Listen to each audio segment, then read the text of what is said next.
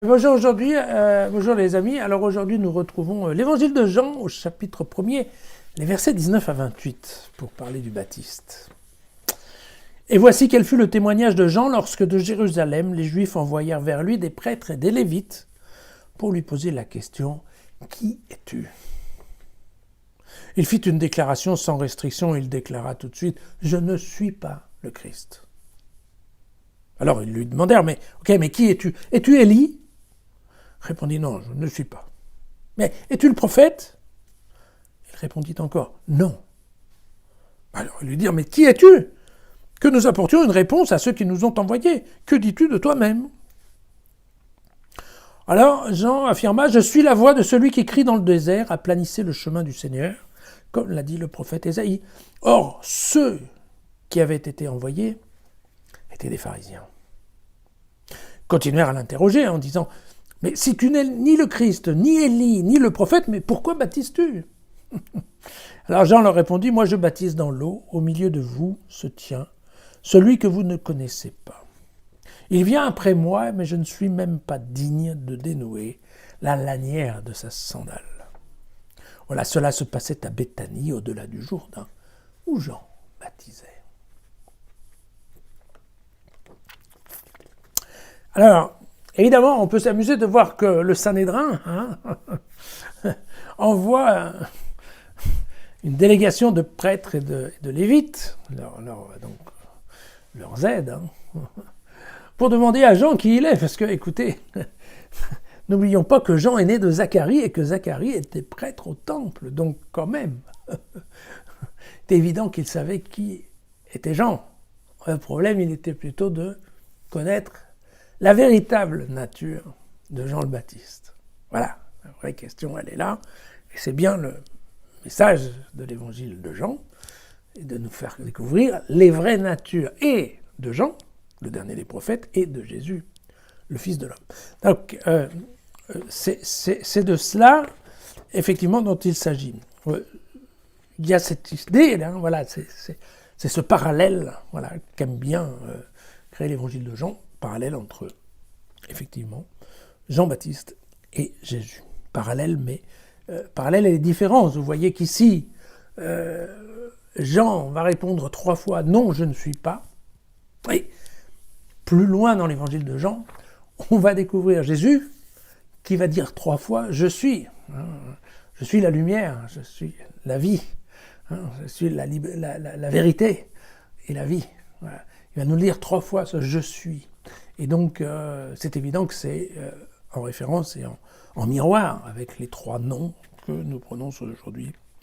Jean-Baptiste. Alors, pour comprendre évidemment tout ce passage, on a Ésaïe au chapitre 40, le 3e verset. « Une voix proclame dans le désert, dégagez un chemin pour le Seigneur, nivelez dans la steppe une chaussée pour notre Dieu, que tout vallon soit relevé, que toute montagne et toute colline soient rabaissées, que l'éperon devienne une plaine et les mamelons une trouée.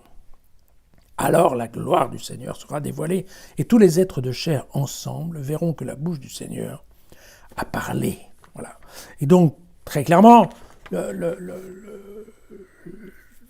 Jean et Jean-Baptiste nous disent « Non, moi, je ne suis pas le Christ, je suis celui qui vient avant, je suis celui qui prépare. » Vous savez, je vous avais expliqué que cette partie d'Ésaïe, en fait, elle avait été écrite parce qu'il y avait des exilés à Babylone qui passaient leur temps à travailler, effectivement, sur les routes, et que l'idée était en fait de créer une nouvelle route à chaque fois qu'on allait faire une procession avec des idoles. Voilà.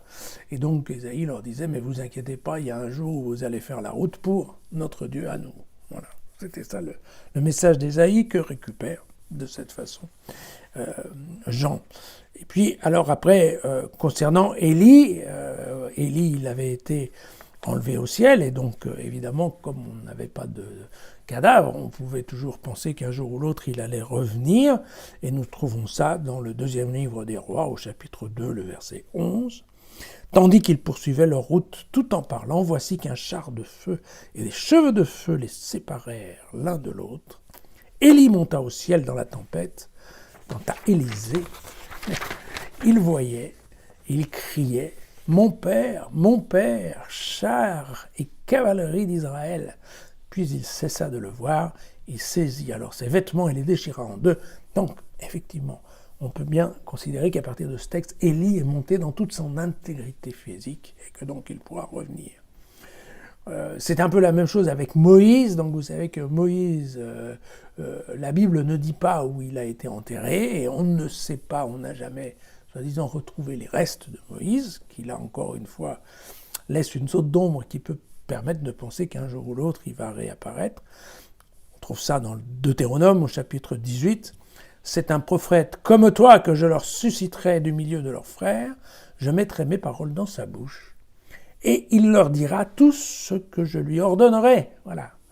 Et donc voilà ces trois options. Est-ce le Christ, est-ce Élie, est-ce Moïse, qui enfin est là. Parce que, on se souvient, je vous l'avais dit, dans la tradition juive, le Messie du jugement dernier attendait son heure et il attendait, alors on ne savait pas, pour certains il attendait là-haut dans le ciel et il allait descendre le jour du jugement, mais pour d'autres il attendait déjà au milieu des hommes et il serait reconnu à un certain moment à sa capacité de faire les miracles de l'Ancien Testament. Voilà, incognito. Donc, et donc c'est ça le doute qui est derrière. Voilà. Alors concernant le baptême de Jean-Baptiste, en fait, on ne peut pas vraiment dire que c'est un baptême comme nous, on connaît le baptême par immersion, ça n'a rien à voir, attention. C'est pas du tout un baptême d'initiation à la religion. Non, ce qu'avait fait, je vous rappelle que dans le temps, au milieu des Juifs, pour demander pardon, il y avait un certain nombre de sacrifices qui étaient organisés, et puis on demandait pardon à Dieu, on demandait pardon à Dieu aussi le jour de Yom Kippour, bien sûr, pour tous les péchés qui avaient été faits par tout le monde et que les gens n'avaient des fois pas eu le temps, ou les moyens, ou l'opportunité de venir au temple pour offrir un sacrifice. Alors c'était une cérémonie collective dans laquelle en effet on chargeait le fameux mouton pour aller dans le désert. Et donc, vous voyez que la question, c'est qu'on ne savait jamais si Dieu pardonnait ou pas. Voilà.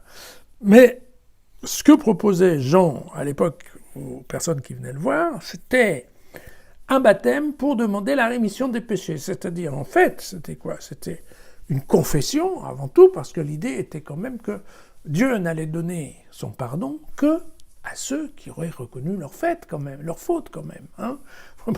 La pénitence, ça existait déjà bien du temps des Juifs. Voilà. Et donc, en fait, ce que faisait...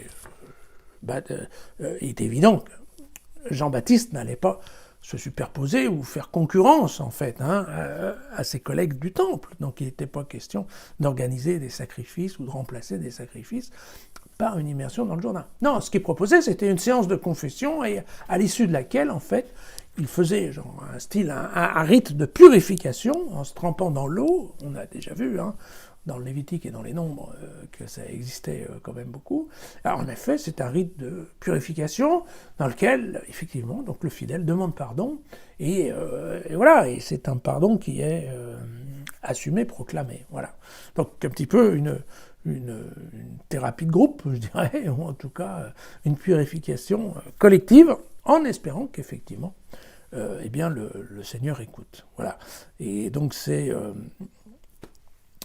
en fait alors l'idée qui venait derrière, c'est que il fallait faire vite, que c'était la dernière opportunité, voilà, de confesser sa faute avant que le jour n'arrive, puisque une fois de plus, c'était quand même toujours le problème des Juifs, c'était de savoir quand est-ce que le juge eschatologique, celui qui allait faire le jugement dernier, allait débarquer, parce que si on était pris de court et qu'on n'ait pas eu le temps de confesser ses fautes, eh bien, pas de pardon, pas de